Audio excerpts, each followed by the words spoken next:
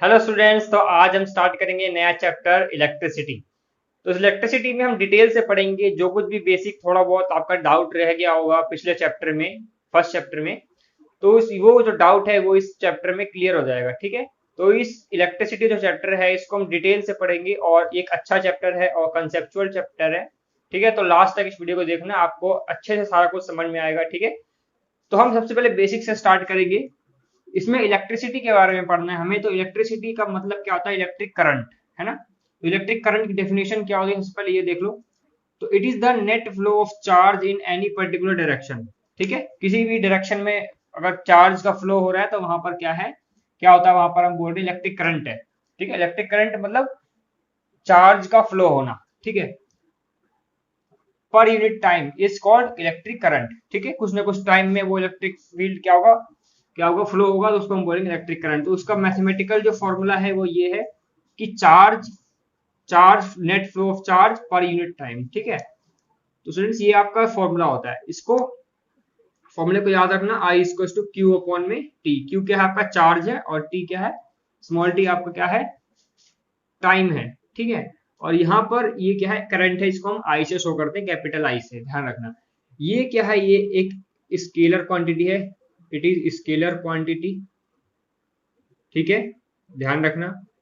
और इसका जो यूनिट होगी, यूनिट यूनिट क्या होगी, इसकी यूनिट हम निकालेंगे इसके फॉर्मूले से, है ना। तो आई की यूनिट क्या होगी, इसकी यूनिट होगी कुलाम अपॉन में टाइम की यूनिट सेकंड, ठीक है। तो हम बोल सकते हैं कुलाम पर सेकंड, ठीक है, कुलाम पर सेकंड। और ऐसे कर लो कुलाम पर सेकंड, ठीक है। या फिर इसकी एक कॉमन यूनिट है एम्पियर, एम्पियर, ठीक है। ये मोस्टली ये यूज होती है एम्पियर, ठीक है स्टूडेंट्स। अब देखो डायमेंशन फॉर्मूला इसका, डायमेंशन फॉर्मूला, डायमेंशन फॉर्मूला भी इसके फॉर्मूले से निकलेगा। क्यू मतलब कि 80, मैंने आपको बताया हुआ है क्यू का क्या होता है, 80 होता है डायमेंशन फॉर्मूला। और इसका कितना होगा, कैपिटल टी होगा, ठीक है। तो ये टी से टी कैंसिल हो जाएगा, तो क्या आ जाएगा यहाँ पर ए, सिर्फ ए बचेगा डायमेंशन फॉर्मूला में। तो मतलब कि यहाँ पर एम जीरो है, एल जीरो है, टी जीरो है, और यहाँ पर ए वन है, ठीक है। ऐसे डायमेंशन फॉर्मूला में लिख सकते हो, ठीक है, ये भी सही है, ठीक है स्टूडेंट्स। अब देखो हम बात करते हैं कि, अच्छा मैं बता दूं यहाँ पर कि स्केलर क्वांटिटी क्यों है। स्केलर क्वांटिटी क्यों है जबकि यहाँ पर ये फ्लो हो रहा है किसी डायरेक्शन में, तो यहाँ पर वेक्टर क्वांटिटी भी होना चाहिए, लेकिन ये स्केलर क्वांटिटी क्यों है, क्योंकि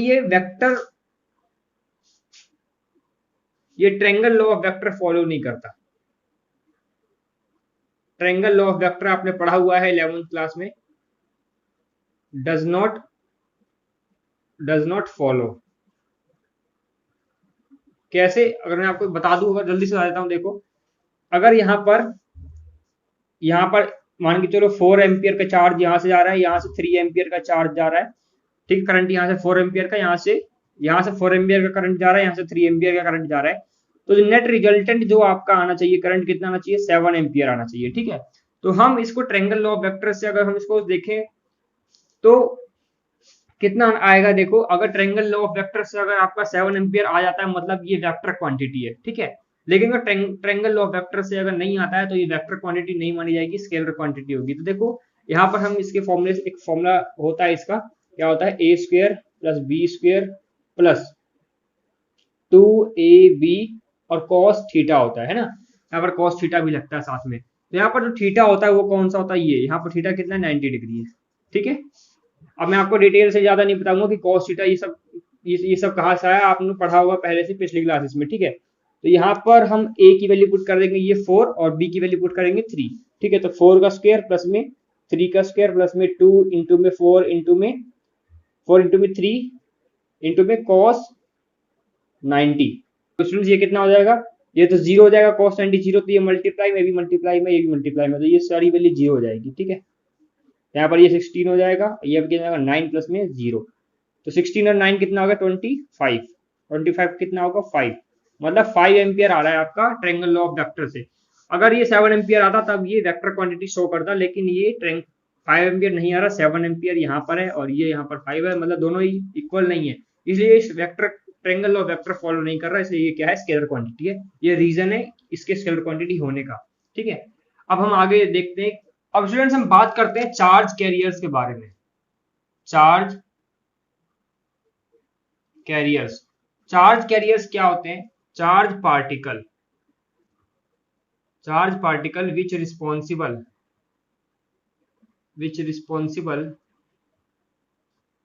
फॉर इलेक्ट्रिक करंट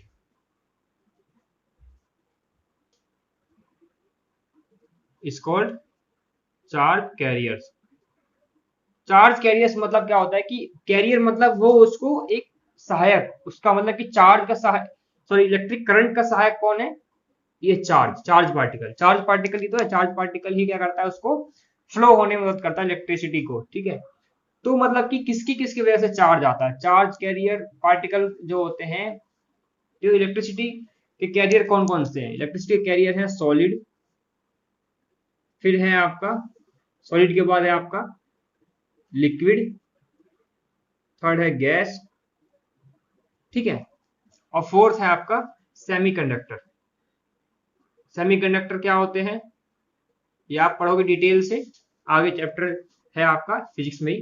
ठीक है, सॉलिड में कैसे, जो भी मेटल्स हैं, मेटल्स जो होते हैं उसमें क्या होते हैं, फ्री इलेक्ट्रॉन्स होते हैं, तो वो भी चार्ज कैरियर होते हैं। ठीक है, मेटल्स के अंदर जो फ्री इलेक्ट्रॉन है वो क्या है, चार्ज कैरियर है। मैं आपको समझाने के लिए बता रहा हूं बस। ठीक है, तो in metals free electrons are charge carrier. ठीक है, सॉलिड में तो ये होते हैं। लिक्विड की बात करें, लिक्विड की, तो लिक्विड में क्या होते हैं, लिक्विड में कैसे, देखिए मान के चलो अगर हम इलेक्ट्रोलाइट की बात करते हैं, फिजिक्स में पढ़ा होगा इलेक्ट्रोलाइट, तो इलेक्ट्रोलाइट में क्या होता है, जैसे मान के चलो H2SO4 है, तो जो इलेक्ट्रोलाइट होगा ये H+ और HSO4- में कन्वर्ट हो जाता है। ठीक है, तो ये आयंस में कन्वर्ट हो जाता है, मतलब कि ions in liquid, ions are charge carrier. ठीक है, देखो यहां भी सॉलिड में चार्ज कौन सा है, इलेक्ट्रॉन, इसमें चार्ज कहाँ है, आयंस। आयन कौन से होते हैं, पॉजिटिव नेगेटिव, है ना। अगर NaCl पानी में डालोगे तो क्या बनेगा, वो Na+ और Cl-। ठीक है, तो नमक का सॉल्यूशन जो होता है वो इलेक्ट्रिसिटी का कंडक्टर होता है, क्योंकि उसके अंदर आयंस होते हैं, समझे। वो चार्ज कैरियर, ये तो चार्ज ही तो है ये। ठीक है, अगर हम बात करें गैसेस की, तो in gases ions are charge carrier. वैसे तो अगर आप सिंपल बात करो तो जो गैसेस होती है उनके अंदर वो इलेक्ट्रिकली न्यूट्रल होते हैं, उनके अंदर कोई चार्ज नहीं होता, लेकिन हम चार्ज क्रिएट, उसमें आयन क्रिएट कर सकते हैं। कैसे, आयन मतलब चार्ज। ठीक है, तो हम आयन क्रिएट कर सकते हैं कैसे, in gases ion are charge carrier by applying high potential difference. ठीक है, अगर हम हाई पोटेंशियल डिफरेंस अगर हम उसमें अप्लाई करें, ठीक है, एट लो टेम्परेचर, तो हम क्या कर सकते हैं, इसमें आयन प्रोड्यूस कर सकते हैं। ठीक है, अब सेमीकंडक्टर में क्या होता है, चार्ज कैरियर इन सेमीकंडक्टर क्या होते हैं, होल्स एंड इलेक्ट्रॉन्स।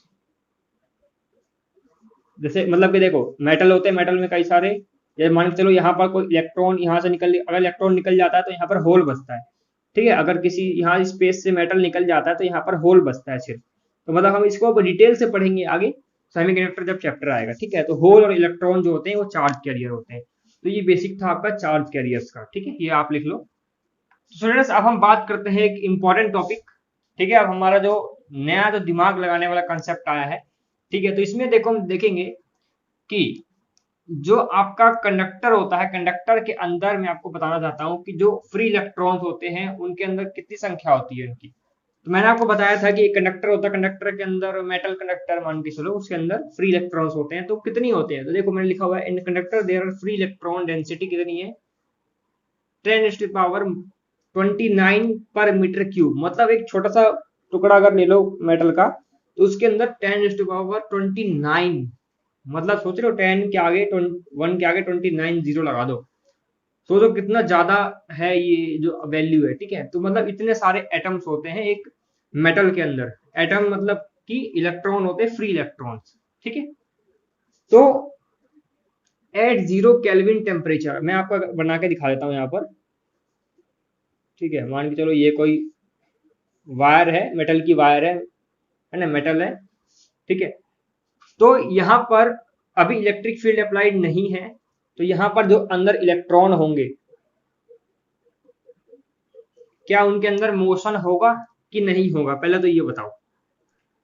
तो देखो at 0 kelvin all the free electrons are at rest. 0 kelvin का मतलब समझते हो, 0 केल्विन इक्वल टू होता है -273 डिग्री सेल्सियस। अब -273 डिग्री सेल्सियस या 0 डिग्री केल्विन कह लो, ये दोनों इक्वल होते हैं, ये होता है एब्सोल्यूट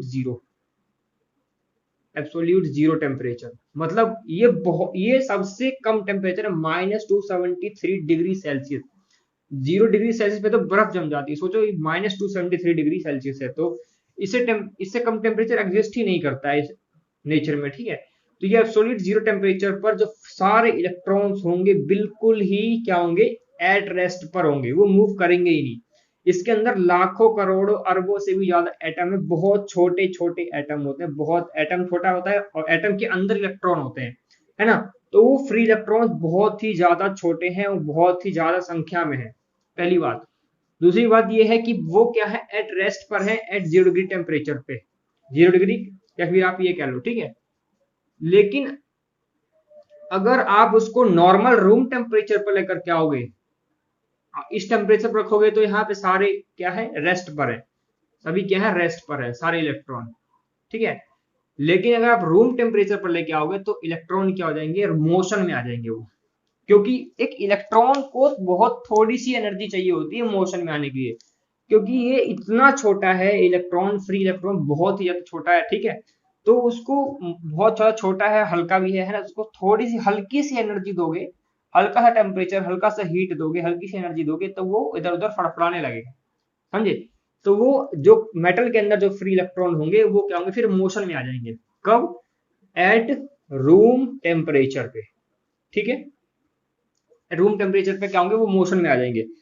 तो देखो रूम टेम्परेचर हम मानते हैं कितना स्टूडेंट्स, 27 डिग्री सेल्सियस मानते हैं, ठीक है। रूम टेम्परेचर 27 डिग्री सेल्सियस, ठीक है। तो 27 डिग्री सेल्सियस फिर भी बहुत होता है मेटल के अंदर फ्री इलेक्ट्रॉन्स को मोशन में लाने के लिए, बहुत ही ज्यादा फिर रैंडमली मोशन करते हैं। तो मैं आपको अगर यहाँ पे इलेक्ट्रॉन सही से बना के दिखाऊं, तो इलेक्ट्रॉन जो होगा वो क्या होगा, मोशन करता रहेगा, कई सारे इलेक्ट्रॉन है इसमें, यहाँ पर यहाँ पर यहाँ पर इलेक्ट्रॉन बहुत सारे हैं, ठीक है। तो ये क्या होगा, ये इससे यहाँ पर, इससे ये इधर मूव करेगा, इधर मूव करेगा, ये इधर मूव करेगा, ये इधर मूव करेगा, ये इलेक्ट्रॉन इधर मूव करेगा, कोई मतलब सभी इलेक्ट्रॉन इधर उधर मूव कर रहे होंगे, ठीक है स्टूडेंट, सभी इलेक्ट्रॉन्स इधर उधर मूव कर रहे होंगे, और सभी इलेक्ट्रॉन्स इधर उधर मूव कर रहे हैं, इस कारण से क्या होगा, ये आपस में क्या होंगे, ऐसे मूव कर रहे हैं आपस में कि ये आपस में इक्वल एंड अपोजिट कैंसर हो जाएंगे, ठीक है। ये आपस में जो इनका फिर रिजल्टेंट जो आपका रैंडम थर्मल मोशन बोलते हैं, ये जो मोशन हो रहा है इनके अंदर थर्मल मोशन, थर्मल मतलब टेम्परेचर हीट से रिलेटेड होता है। तो ये जो एनर्जी मिल रही है, थर्मल एनर्जी मिल रही है इसको, थर्मल एनर्जी के कारण ये क्या हो रहा है, मोशन में है, ये सारे इलेक्ट्रॉन किसके कारण है, थर्मल एनर्जी के कारण, ठीक है। ये जो बाहर से जो रूम टेम्परेचर से जो एनर्जी मिल रही है इसको ये थर्मल एनर्जी बोल रहे हैं। तो थर्मल एनर्जी के कारण जो मोशन है, तो वो जो नेट मोशन होगा, नेट रिजल्टेंट मोशन होगा, वो क्या होगा, जीरो हो जाएगा। तो हम लिख सकते हैं कि एवरेज थर्मल वेलोसिटी जो होगी, एवरेज थर्मल वेलोसिटी जो होगी वो जीरो हो जाएगी, ठीक है स्टूडेंट। तो मान के चलो यहाँ पर ये जो इलेक्ट्रॉन है ये U1 थर्मल वेलोसिटी से मूव कर रहा है, ये वाला इलेक्ट्रॉन U2 थर्मल वेलोसिटी से, ये वाला U3 थर्मल वेलोसिटी, तो ऐसे n नंबर ऑफ इलेक्ट्रॉन होंगे। तो यहाँ पर जो रिजल्टेंट आपका होगा, रिजल्टेंट एवरेज थर्मल वेलोसिटी जो होगी, रिजल्टेंट एवरेज थर्मल वेलोसिटी वो कितनी होगी, वो होगी आपकी U1 प्लस में U2 प्लस में U3 प्लस में डैश डैश करके प्लस में UN तक अपॉन में नंबर ऑफ n इलेक्ट्रॉन्स, ठीक है, समझे। तो ये आपका एक रिलेशन बनता है यहाँ पर, ठीक है। ये लिखोगे आप, फिर इसके बाद ये बनाओगे, ठीक है। तो यहाँ पर आप इसको सही से बनाओ ऐसे कि एक इलेक्ट्रॉन जो मूव कर रहा है ऐसे इस डायरेक्शन में, तो इसकी U1 है ना, दूसरा इलेक्ट्रॉन मूव कर रहा है इस डायरेक्शन में, तो इसका U2 हो जाएगा, ठीक है। तीसरा इलेक्ट्रॉन मूव कर रहा है इस डायरेक्शन में, तो यहाँ पर U3 हो जाएगा, फिर इलेक्ट्रॉन एक और मूव कर रहा है इस डायरेक्शन में, तो ये U4 हो जाएगा, है ना। तो इस तरीके से क्या होगा, यहाँ पर इलेक्ट्रॉन मूव कर रहे हैं, यहाँ पर U5 हो जाएगा। तो यहाँ पर इधर उधर मूव कर रहे हैं रैंडम मोशन में, तो रैंडम मोशन कर रहे हैं, इस कारण से यहाँ पर जो रिजल्टेंट जो होगा वो रिजल्टेंट एवरेज थर्मल वेलोसिटी जो होगी वो क्या होगी, जीरो होगी। ठीक है, इस चीज को ध्यान रखना। ये कब है, जब यहाँ पर इलेक्ट्रिक फील्ड यहाँ पर क्या है, जीरो है, हमने इलेक्ट्रिक फील्ड अप्लाई करी ही नहीं है। ये जो एनर्जी मिली है इलेक्ट्रॉन को, कहाँ से मिली है, ये इससे मिली है एनर्जी। ठीक है, तो इससे एक प्रैक्टिकल एग्जांपल ये है कि आप सोच रहे होगे कि इसके अंदर इलेक्ट्रॉन मोशन में है तो क्या हमें करंट लगेगा कि नहीं लगेगा, नहीं लगेगा, क्योंकि रीजन बता दिया मैंने कि यहाँ पर रैंडम मोशन होने के कारण नेट जो जो आपका नेट जो इसमें जो फील्ड है इलेक्ट्रिक फील्ड जीरो हो जाएगी। मतलब कि कहने का है कि इसकी एवरेज मोशन जो है वो जीरो हो जाएगा। ठीक है, तो यहाँ पर करंट नहीं लगेगा। अगर यहाँ पर करंट लगता तो आप कोई भी अगर आप मेटल का टुकड़ा उठाते तो उसमें आपको करंट लग जाता। अगर ये मेटल का होता तो मैं इसको पकड़ता तो मुझे करंट लग जाता। करंट क्यों नहीं लगता मेटल के अंदर एट रूम टेम्परेचर पे, क्योंकि उसके अंदर इलेक्ट्रॉन तब भी मूव कर रहे होते हैं स्टूडेंट्स, तब भी मोशन में होते हैं, लेकिन वो क्या होता है, उनका जो एवरेज रिजल्टेंट जो थर्मल मोशन जो होता है, थर्मल मोशन ये वो होता है रैंडम मोशन के कारण क्या हो जाता है, वो जीरो हो जाता है। ठीक है, क्योंकि आपस में इक्वल एंड अपोजिट होते हैं, मोशन में रहते हैं, करोड़ों अरबों होते हैं, तो इधर उधर टकरा करके आपस में क्या हो जाते हैं, वो उनका मोशन क्या होता है, जीरो हो जाता है रैंडमली। ठीक है, इसके बाद हम बात करेंगे स्टूडेंट्स किसकी, ड्रिफ्ट वेलोसिटी की। ड्रिफ्ट वेलोसिटी एक इंपॉर्टेंट टॉपिक है। ठीक है, इसके हम बात करेंगे नेक्स्ट वीडियो में। ठीक है, ड्रिफ्ट वेलोसिटी में हम इसी के टॉपिक को लेकर के आगे हम बढ़ेंगे। ठीक है, तो ये भी एक इसको समझ लेना, इसको समझने के बाद आपको ये समझ में आएगा ड्रिफ्ट वेलोसिटी। ठीक है, तो स्टूडेंट्स आई होप आपको समझ में आया होगा आज की वीडियो। अगर आपको समझ में आया तो वीडियो को लाइक करो, और जिन बच्चों ने चैनल को सब्सक्राइब नहीं किया वो जाकर चैनल को सब्सक्राइब कर लें। तो फिर मिलेंगे हम नेक्स्ट वीडियो में, तब तक के लिए पढ़ते रहो। Thank you for watching.